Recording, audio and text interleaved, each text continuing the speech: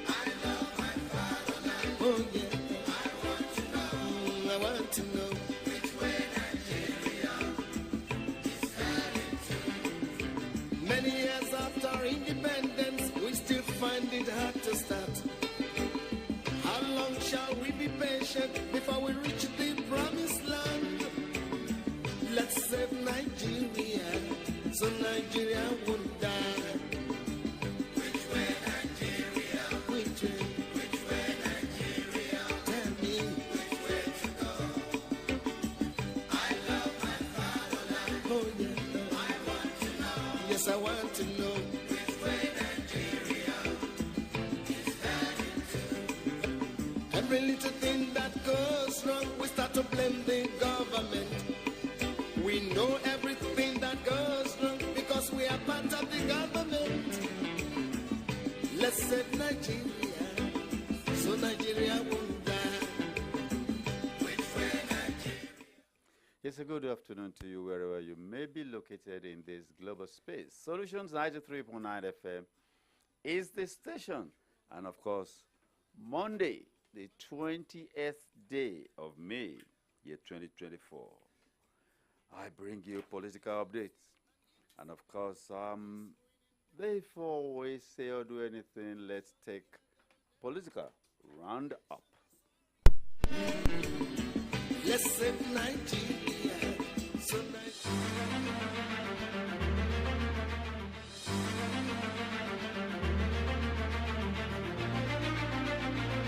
This is the political roundup.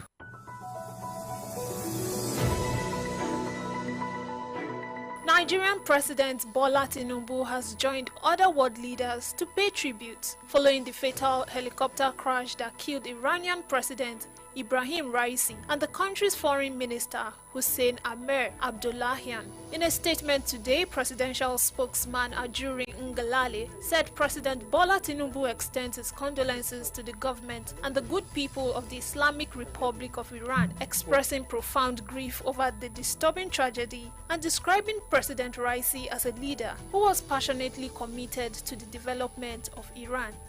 Moving on to politics in the country, former President Goodluck Jonathan has called for a truce in the Rivers State political crisis, asking Governor Siminalayi Fubara and his predecessor, Nyesom Wike, to work together. Jonathan made the call today during the flag-off of the Trans-Calabari Road, describing the incessant battles between governors and their predecessors and the political tension in Rivers State as worrisome.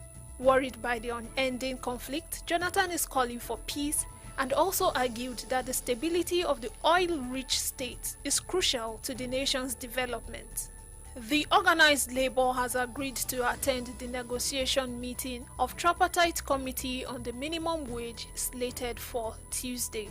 The Vice President of the Trade Union Congress, TUC, Mr. Etim Okon, confirmed this in an interview today in Abuja, accusing the government of failure to provide any substantial data to support their offer, which intensifies the situation. He also said lack of transparency and good faith undermines the credibility of the negotiation process. Moving on, Attorney General of the Federation and Minister of Justice, Lateef Fagbemi, has decried the neglect in the wages of judicial workers for close to 17 years, a situation he asserted as unethical to any meaningful judicial reform. He stated this today during a one-day public hearing bordering on the advancement of the welfare of the judiciary and the need to salvage an impoverished judiciary.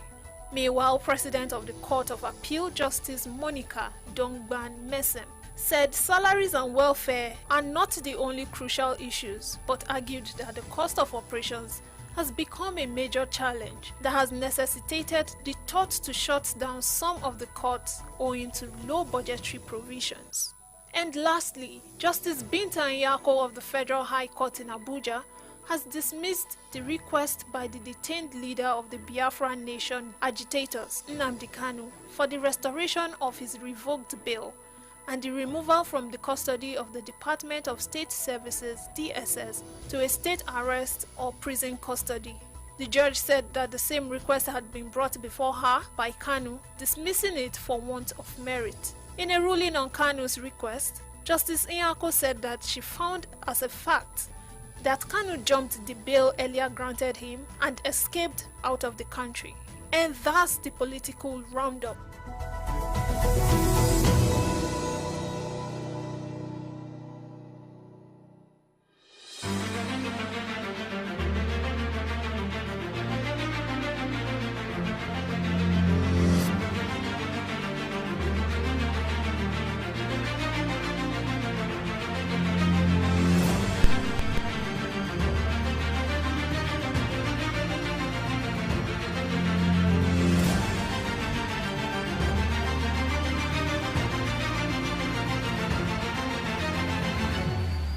Yes, thank you so much for staying with us. Solutions 93.9 FM is the station, and of course, Political Update is the show this Monday afternoon. It is the 20th day of May, 2024. And they say tick-tock says the time, and I know you realize the implication of that. We are in May, and we're rounding up May. May is the second month of the second quarter of year 2024. When we're done with it, we'll be taking the last month, and then we'll be halfway through the year. Well, my own poster to you, and even to myself. When I talk to you, I talk to myself. It is not exclusively for my audience. What have I? What have you done? With the first 5 months, did you have a plan? What was your plan? And what is a plan? I tell you, a plan must have deliverables and it must have timelines. Deliverables without timelines is no plan. And of course, a plan must be codified. I say codified because if you are divinely given an idea, even in just a flash, you don't quickly put it down. If you make any attempt to recall it, it will never reoccur to you nor come back to you in the original form in which it initially came to you. That is all the more reason why you should put your ideas down when they strike you the moment they do. And one good thing is that this is no longer an era of paper and pen. Any device you are holding, any device, I'm even sure all those the little devices, you can put something on them, and you can always go back to them to retrieve and then expatiate or develop it as it were. Therefore, a plan, codified, deliverables, and timelines. You had a plan in before the end of December, and then everything that happened seemed to be, turning your plans into a tailspin. You can always sit down and rework your plan and do some realignments. That is always allowed. That's why they do variations in contract. That is why they do supplementary budgets in government.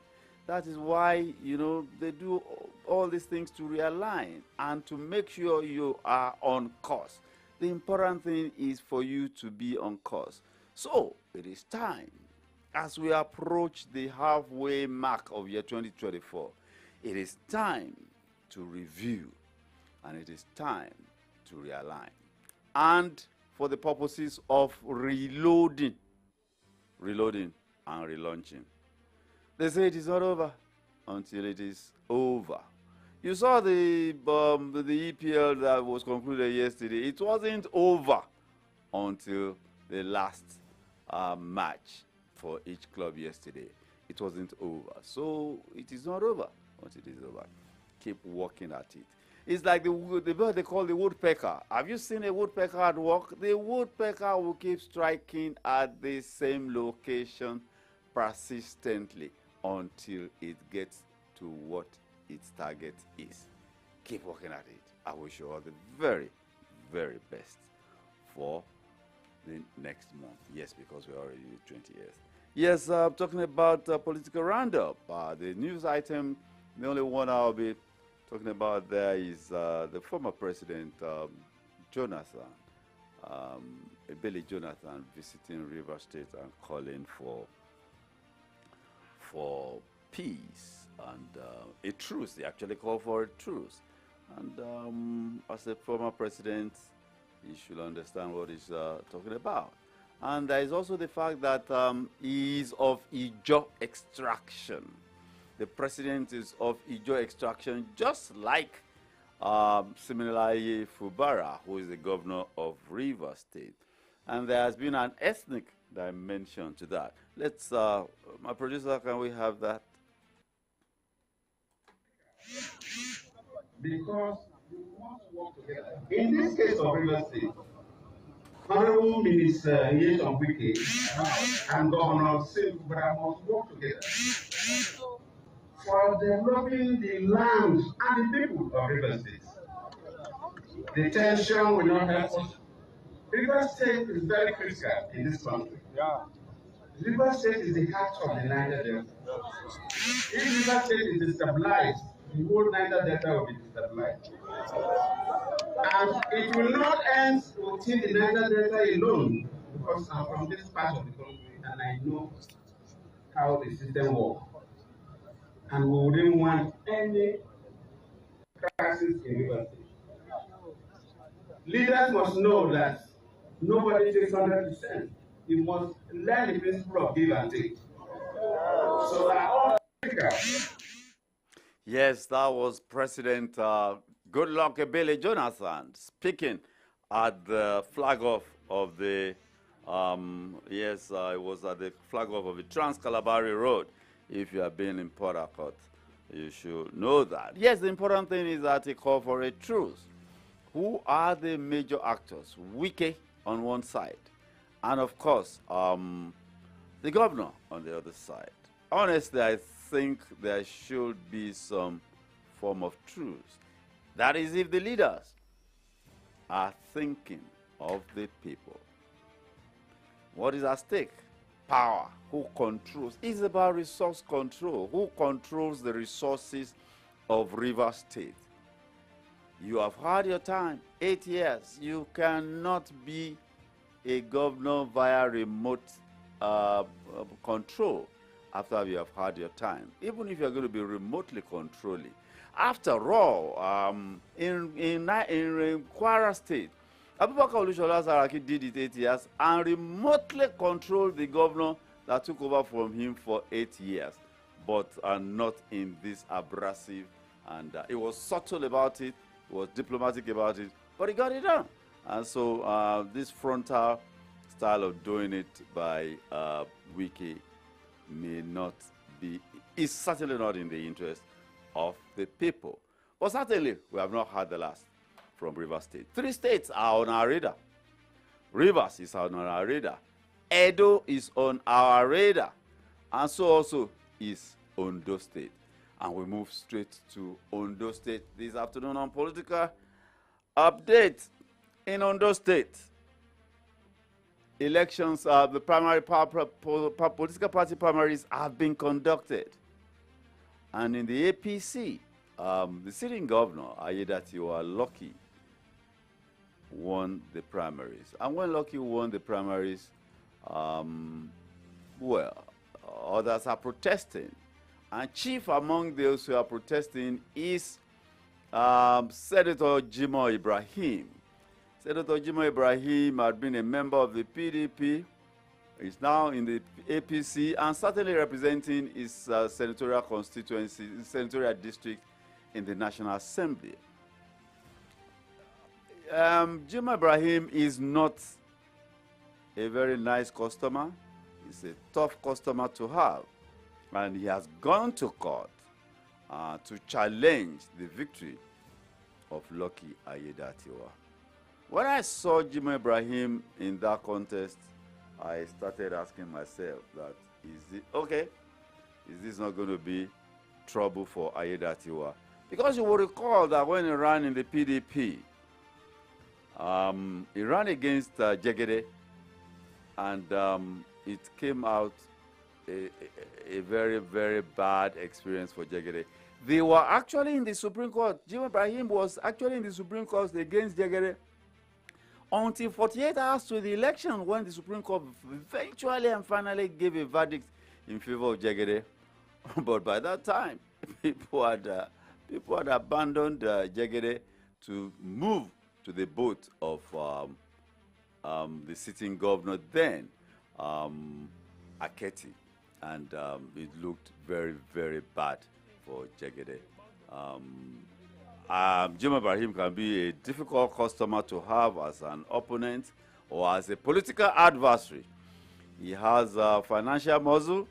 He may not be on ground politically, but he can cause upset. And I have it on good authority that the man has a certified copy of INEC report, which he filed in court, that INEC saying and certifying that actually the primaries did not take place in at least 2/3 of the state. Let's hear Jimoh Ibrahim.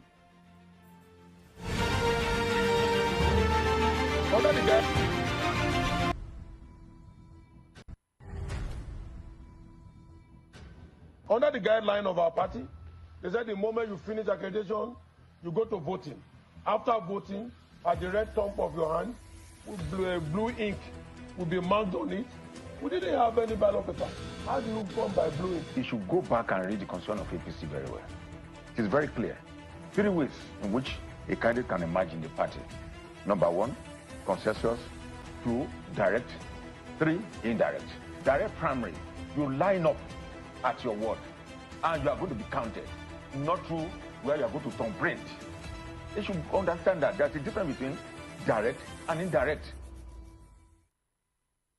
Isn't it looking, well, that was from the primaries of APC in Ondo State. And Jimoh Ibrahim, from what he's saying there, is looking like an alien. Because he was talking, party primaries, I mean, direct, indirect, and consensus. And he was talking about fingers being marked. I don't think that happens in primaries. But we'll see. But you see, thankfully, APC can wriggle out of that because the elections is still in November. But you can be rest assured that this gentleman called Jimo Ibrahim will drag that case to the Supreme Court. Unless, and of course, those who need to step into that matter on behalf of the party, or else he dragged PDP down with him in Ondo State. Jegede had a very, very good chance, but he dragged PDP down with him, and is now in the APC. I hope he can be appeased. Now, we're in the month of May, and May represents the month in which administrations at the federal and state levels, the executive and the legislative branches of government was sworn into office. And May 29 will exactly mean 1 year in office for our president, Bola Ahmed Tinubu, and also the 28 governors that were re-elected or elected. But our focus this afternoon will shift from the executive branch to the legislative branch. We place so much emphasis, we look up to the executive branch so much so that we forget or tend or seem to forget that it is actually the members who represent us in the National Assembly as senators or House of Representative members or State Assembly members are actually the ones we elected to go and represent us. The ones Yorubas call Ashoju, Oju, somebody that will go out there and be our eyes. And of course, the eyes lead. So we place so much emphasis on the role of the executive branch. What the executive does is actually to deliver on what the legislature has mandated it to do. The role of the legislature is to make laws for good governance. They are to appropriate, and appropriation means that the executive branch will come to the National Assembly or the State Assembly and say, National Assembly, House of Assembly, this is how much we want to spend, and this is how much we want to spend it.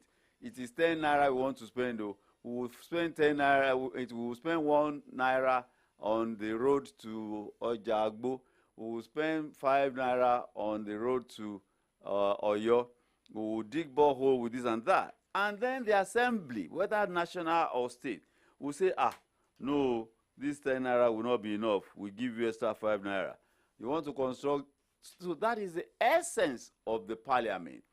What the government, the one they call government, the executive branch, takes to the assembly is just like guidelines. You know, it is a proposition. The assembly, whether state or national, has the constitutional powers to say, no, you cannot do this, you do this, you do that, you do this. So, when people start talking about pardon, I may not understand that. I've been privileged to work in the National Assembly as a senior legislative aide, so and being a student of history and political science, I'm privileged to understand the workings of parliament. So we talk about making laws for good governance, laws that they may be relevant for good governance. As a member, I may stand, in association with other members, propose a law. Private members bill. You bring it, and of course, to go through the processes. When it becomes law, it will be sent to the president for assent. That is when it becomes law. And of course, it has to be implemented. Every law in Nigeria made by the National Assembly or existing laws, it is the duty of the National Assembly to make sure that those laws are implemented. That is what they call oversight. Every agency, they call them MDAs, ministry departments and agencies of government that are in existence, every kobo appropriated by the National Assembly or the State Assembly for them, they are to ensure that those monies are spent as appropriated and spent judiciously. That is why you have committees, Committee on Foreign Affairs, Committee on Defense, Committee on Education. You might have Committee on Education, the National Assembly split to tertiary education, primary education, secondary education. You know, you might have defense split into Army, Navy, Air Force. You have judiciary, so you have all these committees to so pretend, and I use that word deliberately, to oversee the spending of resources appropriated to them by the National Assembly. That is what they call checks and balances. Yes, I want to spend money, approve, they approve. And after approval, okay, how are you doing it? Yes, the executive will be disbursing it, but they are to supervise how to ensure that they are appropriately done. Well, the big question is how well? How well is the National Assembly or our parliaments at the national and state levels, how well are they performing their constitutionally prescribed functions in Nigeria? We have heard of rubber stamp assemblies, we have heard of rubber stamp Senate, and we have heard of situations that may not be particularly in tandem with the constitutional prescriptions. But I am aware also that during the processes of governance, we went through military regimes. We went through many military regimes, and anytime the military took over, it was always the parliament that was taken out. We had the judiciary continuing their job. We also had the executive, continue their job. And to worsen the situation, the executive under the military always also appropriated the role of the parliament. The executive not only executed governance, they also made laws through decrees. Therefore, as the executive and the judicial wings of government were growing even under the military, the parliament, the culture, that key culture of representation was totally missing.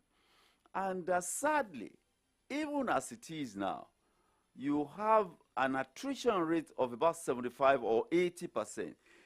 As we have 360 members in the House of Reps, every time you have new members of either state or national assembly, they have to undergo training. Even if you are a lawyer, it's easier for the lawyers to catch up. It's easier for the lawyers to get a good hang of it.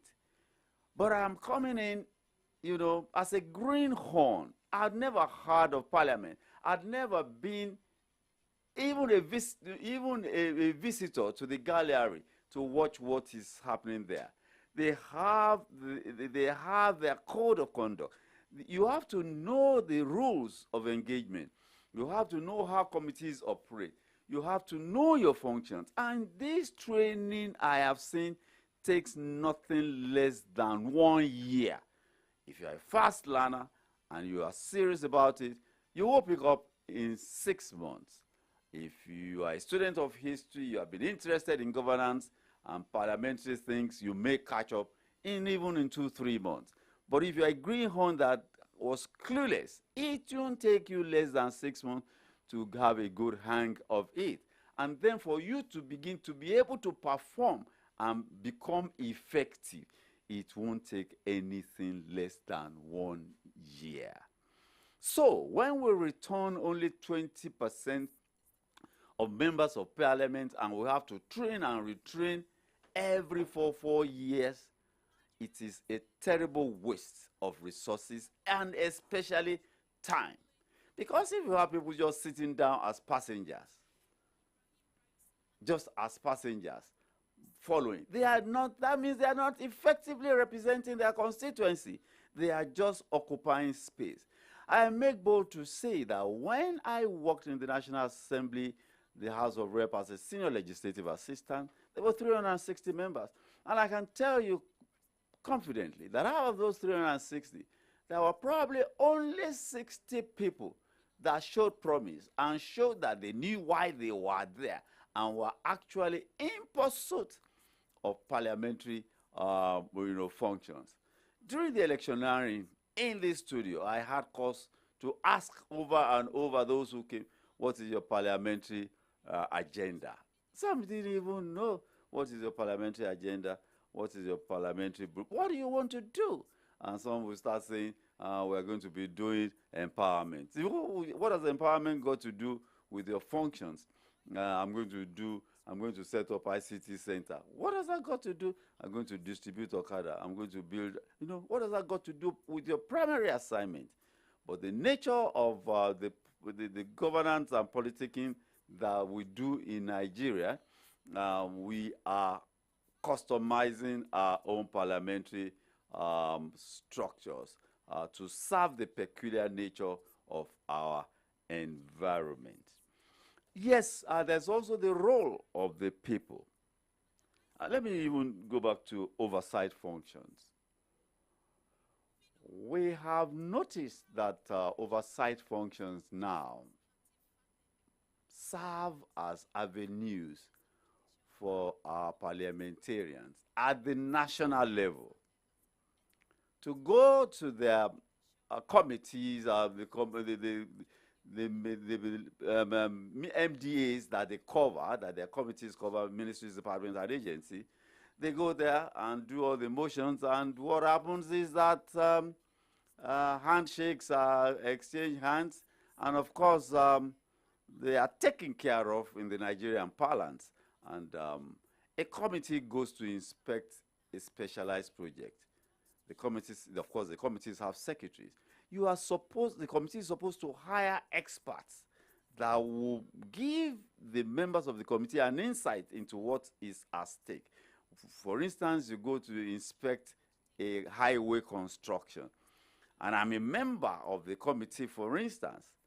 When we get to the site, how do I evaluate to know whether the quality of job being done and being delivered is up to what is in the bill of quantity? Even if I'm given a copy of the bill of quantity, how do I evaluate? So these are the gaps that we have. But the Nigerian way, handshakes, and then, of course, exchange of smiles and backslapping after they have been taken care of. At the state level, there is no oversight. No oversight. The state assemblies are in the pockets of the governors. Yes, I make bold to say. They have learned that from Obasanjo's playbook. You just put the parliament, you put the state assembly in your pocket. In Edo State, the governor refused to even inaugurate, Obaseki, the sitting governor, he actually refused to inaugurate some members of the state assembly. And if you are not inaugurated, you are not a member. He refused because he was under threat of impeachment, and if he inaugurated those members, he quickly inaugurated members loyal to him, and excluded others. And those others that were not inaugurated were kept out of the assembly for years, and that is how it went. Well, in most of the states, in Oyo State, Circular Road is going on. Huge resources of the state, borrowed money is into it. I have not seen or heard the committee in charge of that ministry. I have not heard them do any oversight, because the assemblies are in the pockets of the governors. They determine who is the speaker, they determine the principal officers, and they noto. Because if they do not noto to the governor, they are not going to find it funny. Even in spite of the first line charge. And another thing that shows that the state assemblies are in the pockets of the governors is that the National Assembly will pass constitutional amendments. State police, independence of the judiciary, independence of local governments, and the state assemblies will overrule it because the state governors do not want any independence. They do not want independence or autonomy, as it were, for the local governments, and therefore they no toe to the governors. Same, ditto for the judiciary. When I hear the state governors presenting the judiciary with official vehicles, I say, how come the judiciary takes its resources first line charge? How come it is the executive that is still doing this for the judiciary? But that is not the way it happens in reality. You hear governors dissolving duly elected local governments, and they will go to court and they will win. They will rather pay them off for 3 years. They are constitutional infractions, impeachable offenses. In the states where you have caretaker committees and all of that, which state assembly have you had made any attempt to impeach their governors for this grave constitutional infraction? The Constitution says local government shall be by democratically elected chairman. This is a constitutional infraction that warrants and merits impeachment of the governors. But what do we have? In fact, they take it to the state assemblies, and the state assemblies even approve the extension or nomination of those caretaker committees. They are not performing their functions. But what do you get? When the people too, they say we are a very resilient people in Nigeria. But I've been told that we are not resilient. We are just a docile people. You put people in office, you cannot ask them questions. You cannot ask them to give an account of their stewardship. You do not even see them. They are not accessible. As a member of House of Reps about a month or so ago, the PA jumped down and said, our guy wants to see you. I said, why are you driving around? Of course, it was in that, is it 170 million or 200 million SUV? So I said, why are you driving around in a blackened out car like this? And the guy said, I have a permit for it. I said, okay, you have permit to blow siren too? I said, what do you blow siren? He said, I said, what do you darken out your plate number? I said, security. He said, that you went to the people to elect you, and now are you unsafe with them, the people that got you elected into office? But, and of course, you have police to boot, you have policemen to boot too. All the symbols of state authority has been appropriated by the Nigerian elite. But of course, the Nigerian masses too, ignorant people that they just allow the elite to ride roughshod over them. But where do we go from there? It is 1 year. Yes, this is the month. It is 1 year. It is time to ask questions from our leaders or those who purport to lead us. It is time to ask questions. And I was saying on our show this morning, let government continue to impose tax, all sorts of taxes. Let them continue to impose it. That is what will bring the people to us. And of course, people are saying, yes, they have spent 1 year, this guy has spent 1 year in office. Why is it that we are not seeing visible this and that? I said, look, we do not even have a democracy yet. This is not democracy yet. What we have is civil rule. Democracy is not an event. It is certainly a journey. We have been at it.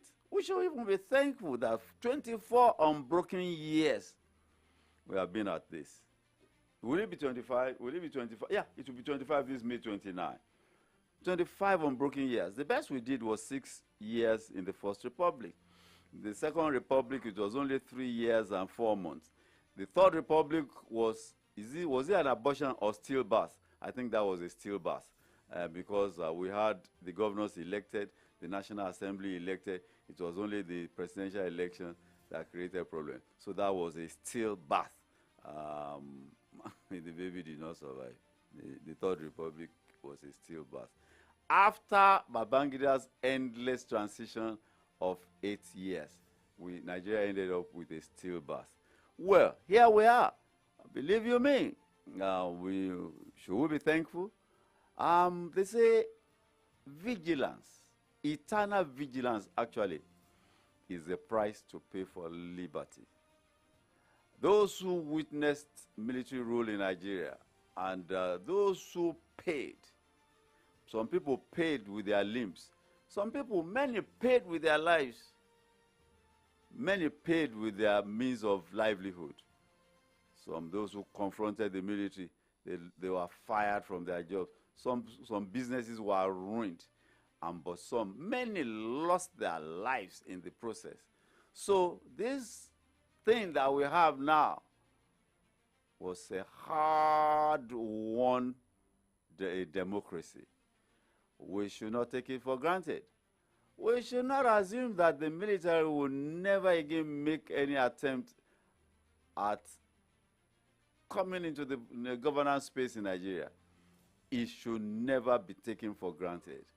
The civil society organizations have fought the military to a standstill. The pressure groups, NLC, NMA, ASU, National Association of Nigerian Students, looks like everybody has taken the back seat, and they think we have arrived. We have not arrived. It is not yet Uhuru. A lot of work. Thank God for pressure groups like SERAP. Thank God for people like organizations like SERAP that are still taking on the government and those who govern us, and in a very, very civil manner. Just a week ago, exactly a week ago, we had one of the veterans of the barricade, Comrade Moshood Erubami, here. They fought at the barricades, fought the military to a standstill, got them out of power. Many, many of them are out of the scene. Frank Kokori was one of those who led the standstill against the military during the annulment of June 12. People like Bekor and some Kuti, so many of them. Of course, the Honorable Minister of Aviation now, what's the gentleman's name? A senior advocate of Nigeria. So all of this fought the military, but we are not yet there. Yes, we have a democracy. We have a civil rule, pardon me. We do not have, yes, Festus Keyamo. Wow, Ganifawa Emi, you know, he's a product of Ganifawa Emi's chambers. So people like that, we should be saying, where are you guys? Have you joined the crowd? It is not yet Uhuru. Many battles still lay ahead. Bola Ahmed Tinubu is probably the first civilian. Oh, you will say President Ebele Jonathan is a civilian. Well, we had a full-fledged, the first one we had about Olusegun Obasanjo, full-fledged general, sponsored by generals to succeed them. After that, of course, we had Yaradua, Umaru Yaradua. But Umaru Yaradua did not run of his own accord and volition. He ran on this team of Obasanjo, a general. And of course, the gentleman that succeeded Yaradua too ran on this team of Obasanjo. And of course, when eventually succeeding him was a full-fledged general and the former military head of state. Also succeeded that one. Bola Ahmed Tinubu clearly is the first civilian that ran on his own steam. I want to be president, and ran on his own steam. Jonathan never wanted to be anything, not to talk of being president. Yaradua never wanted to be president. He was dragged into that race. It is Bola Ahmed Tinubu that ran on his own steam. I want to be president. He in fact told us that the plan had been on, the desire had been on for 30 years. Therefore, so much is expected of him. How much have we gotten? He branded his campaign, Hope Renewed. And I'm sure that is anchored on Moshood Kashimawo Abiola's slogan of Hope 93. And of course, Hope 93 was 1993. And Bola Ahmed Tinubu was elected in 2023, exactly 30 years after. Is there an exodus? If there is an exodus between Hope 93 and Renewed Hope, people are asking, is it looking like Hope Renewed? Or is it looking like Hope Dashed? Kola Abiola did a documentary. I saw a snippet of that documentary, Hope Dashed. And if Bola Ahmed Tinubu is saying Hope Renewed, Nigerians are saying it is not looking like it is Uhuru yet. I remember sometime last year, or early this year, when the president was in Lagos, the Lagos crowd, they backed the motorcade and they were saying, Ebin Power, Ebin Power. And the president is saying, Elo Fokambale, Elo Fokambale. Elo Fokambale means the rest assured. Well, is it looking like it? The MPC, the Monetary Policy Committee, I think meeting today or at least this week, and they're looking forward to increasing interest rates again. Where will that take us? All the instruments, monetary instruments deployed, and all the fiscal policies being deployed. Well, people are saying, yes, 100 billion for easy access to credit, a lot of money, especially in the area of food. Of all the needs, basic needs of man that have been enumerated as food, shelter, and clothing, food is the most important. If you have shelter, and if you have clothing, and you are hungry, well, certainly that is not a comfortable location to be. Therefore, people are looking up to this administration at the federal level. But I say, is it the federal government alone? Shouldn't we be looking towards our governors and ask them hard questions? What are you doing with the resources, the extra resources that are coming into your hands? Rather than the people in Oyo State, in Kano State, in Rivers State, in Lagos, in Sokoto, and for everybody shouting, the president. Why are you not asking your governors hard questions? On the issue of minimum wage, it is a known fact that the governors of Nigeria in the NGF, whether they are APC or PDP or any party, they are the clog in the wheel.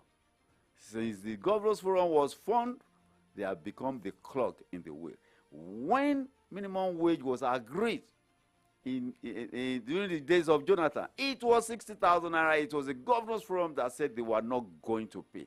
Even the 30,000 that was agreed, many governors are not paying as we speak. In fact, the labor movement said all the governors in the tripartite committee are not paying, and they are there. What do you expect of them? Even this 48,000 naira that federal government proposed, are governors going to pay it? That is the big question. We should be asking our governors hard questions. The money shared in the Federation Allocation Accounts Committee is not the only resource coming to the state governors. There are other sources of funding. Why are people not asking questions? How much is coming in on a daily basis in Oyo State through PMS? Does anybody know? Does the Accountant General of Oyo State know? Does the Commissioner for Finance know? Who knows how much comes in?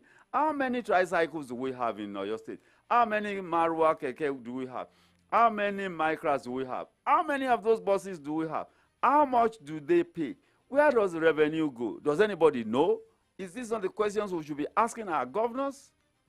They should be accountable. They should be accountable. We must ask them hard questions.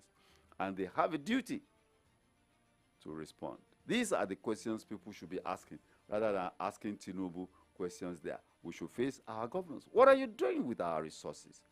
There's also the IGR.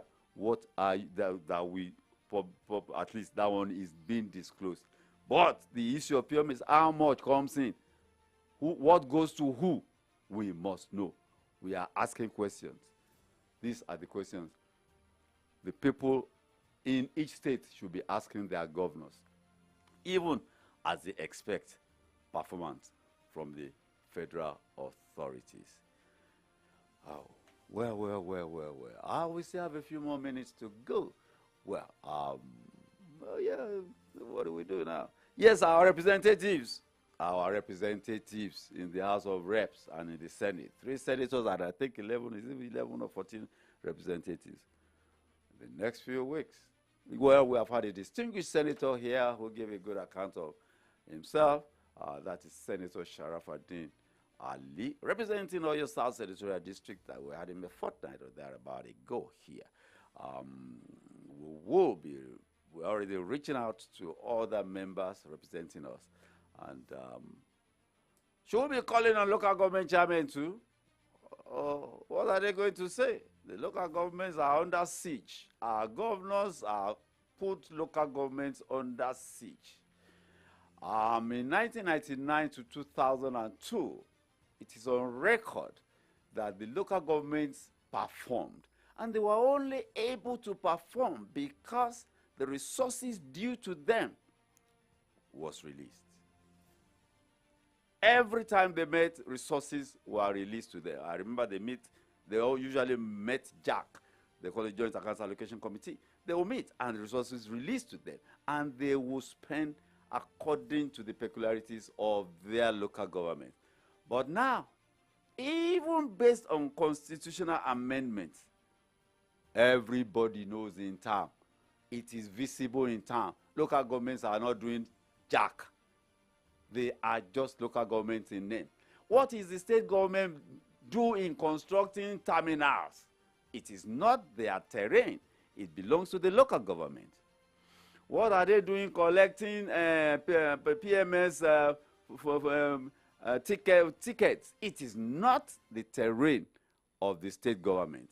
This is the terrain of local governments. How then will development come to the local setting, the grassroots, if the states are taking their responsibilities away from them simply because revenue accrues? Even the one that comes from the federation account, people out there on the street are saying the local governments are under siege. We plead with our governors. They should not strangulate the local governments. That is where the people are. How many people will see the governor? I remember between 1999 and 2002, when they had this 3-year tenure, people will go to the home. I had a cousin who was a local government chairman. By 5:36, people were in his house. He had no choice. He had to attend to them. In the office, the same thing. Every day, every blessed day. Those are the people. Councillors, the councillors will go to meeting. You must go to meeting. You must go to your ward meeting. What are you going to say why you are not attending? You must go.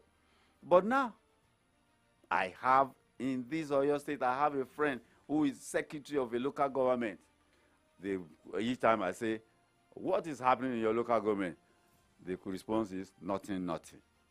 And that is the reality in many states of the federation. The state governor should release their vice and stranglehold on local governments. When they are demanding devolution of powers from the federal level, they are holding on to the local governments. I agree that local governments, by the structure of federalism, of a federation, they are not federating units. States should be able to, regulate local governments. Agreed. But whatever, when the law says local governments are to do this, they should be left to do it. As you are demanding devolution of a power from the federal to the federating units, so should the states too release their stranglehold on local governments.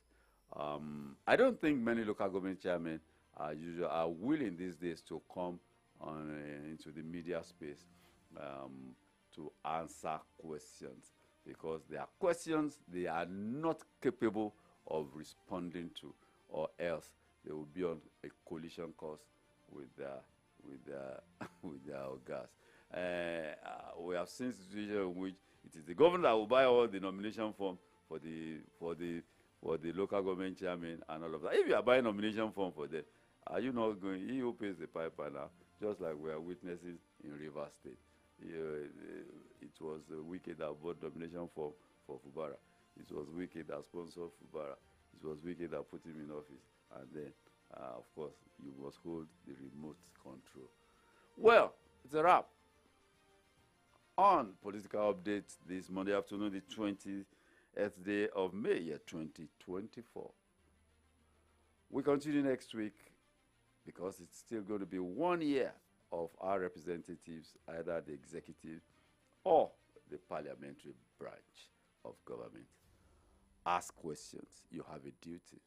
Don't be docile, or the one they call resilient. Being resilient is good, but being docile is not good enough. Ask questions. Ask questions. You need to ask questions. You put them in office. They are our servants. We elected them to serve us. That is why they are called public office holders. They hold office in trust for you. Your sovereignty, my sovereignty, his sovereignty, her sovereignty, we put it in them jointly. They are not the sovereign. I am the sovereign. You are the sovereign. So get it right and do the needful. God bless you all. It's been AYODEJI AJISOPE presenting with Victory Oyedikachi producing me. God bless you all, and God bless our union.